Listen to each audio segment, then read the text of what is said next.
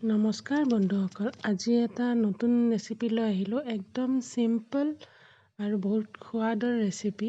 আপোনালোকে এনেকৈ বনাই চাব আৰু কেনেকুৱা লাগিলে মোক কমেণ্ট বক্সত কমেণ্ট কৰিব আৰু মোৰ চেনেলটো ছাবস্ক্ৰাইব কৰিব, শ্বেয়াৰ কৰিব, লাইক কৰিব ভাল লাগে যদি।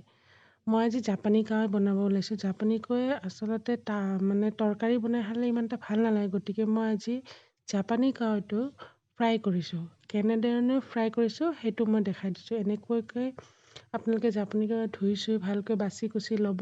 তাৰপিছত এনেকৈ পেটটোত চুৰি এখনেৰে ভালকৈ কাটি ল'ব, ফালি ল'ব। গোটেইখিনি মই এনেকৈ কাটি লৈছোঁ। কাটি লোৱাৰ পিছত তাতে মই দিছোঁ নেমু টেঙা অলপ চেপি দিছোঁ।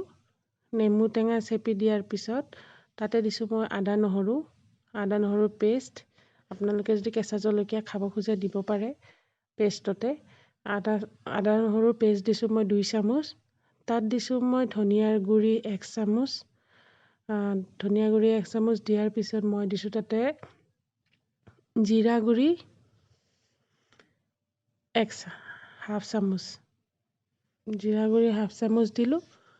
তাৰপিছত তাত দিছোঁ মই লাল মিৰ্চ, কালাৰটো হ'বলৈহে দিছোঁ মই দেই। কিছুমানে যদি জ্বালাটো খাই ভাল পায় তেনেহ'লে আপোনালোকে লাল যোনটো ৰেড চিলি পায় এইটো দিব পাৰে। তাৰপিছত দিছোঁ মই হালধি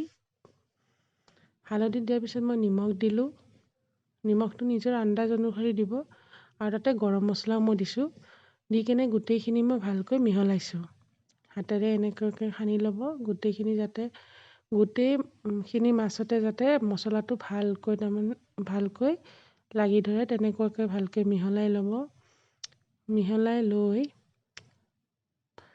আধা ঘণ্টামান থৈ দিব মেৰিনেট কৰি, যাতে মাছখিনিত ভালকৈ মছলাখিনি লাগি ধৰে আৰু যাতে ফ্লেভাৰটো আহে। তেনেকুৱাকৈ ভালকৈ মেৰিনেট কৰি ৰাখি তাৰপিছত মই গেছটো জ্বলাই ল'লোঁ। জ্বলাই লোৱাৰ পিছত তাতে ননষ্টিকৰ পেন এখন ৰাখি ল'লোঁ।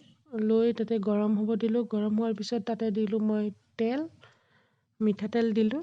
মিঠাতেল দি সেই মাছখিনি তাত মই ফ্ৰাই কৰিলোঁ।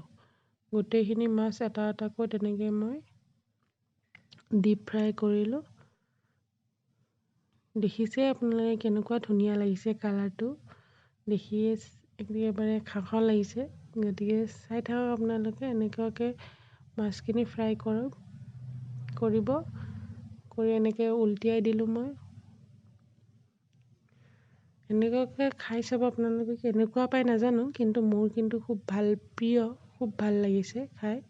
কাৰণ এইটো মাছ বেছিভাগ তৰকাৰী বনালে ইমান এটা সোৱাদ নালাগে, এইটো মাছ ফ্ৰাই কৰি খায়ে ভাল লাগে। গতিকে এনেকুৱাকৈ ফ্ৰাই কৰিব, ফ্ৰাই কৰি খাব। খাই মোক জনাব কেনেকুৱা লাগিছে কমেণ্ট বক্সত। আজি ৰেচিপিটো ইমানতে শেষ। আকৌ এটা নতুন ৰেচিপি লৈ নেক্সট ভিডিঅ'ত মই আহিম, আপোনালোকে চাব। আজিলৈ এইখিনিতে এৰিছোঁ। ধন্যবাদ।